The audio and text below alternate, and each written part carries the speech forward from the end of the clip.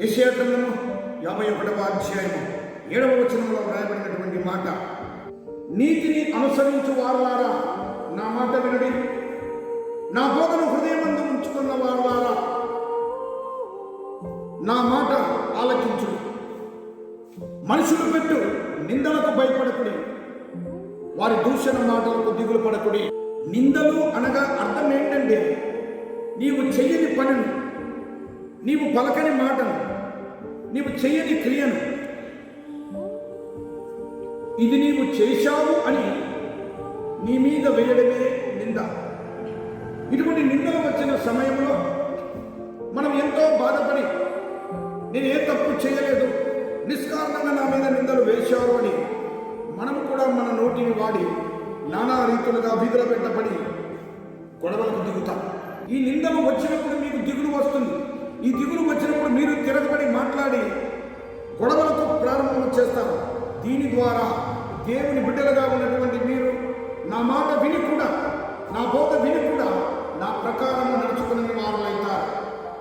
మీరు తప్పు చేయనంత కాలం, మీరు ఎవరిని ఏ మాట అననంత కాలం, ఆ తప్పు ఏదైనా సరే, నోటి మాట ద్వారానా, శరీర క్రియ ద్వారానా, లేక ఇతరులను నీ హృదయమందు అనుకోవడం ద్వారానా, ఏదైనా సరే లేని నిందను నీ మీద వేసినప్పుడు ఆ నిందను నిందగా నీవు భావించి వారి దూషణ మాటలకు నీవు భయపడి దిగులు పడి దేవుని కోల్పోకు.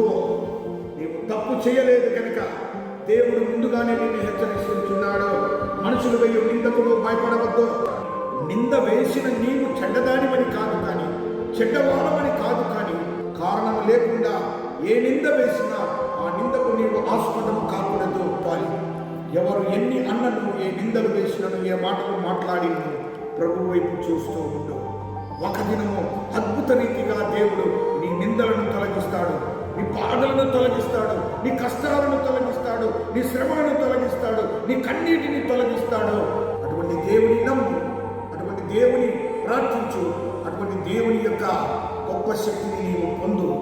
ఉదయకాలపు మాటలు నీ జీవితానికి, నీ బ్రతుకుకు, నీ కుటుంబానికి తోడుగా ఉండి నీ బాధల నుండి, నీ కష్టాల నుండి, నీ శ్రమల నుండి, ముఖ్యంగా నీ నిందల నుండి అవి దూరమైపోయి ప్రభు నీతో ఉండునుగాక.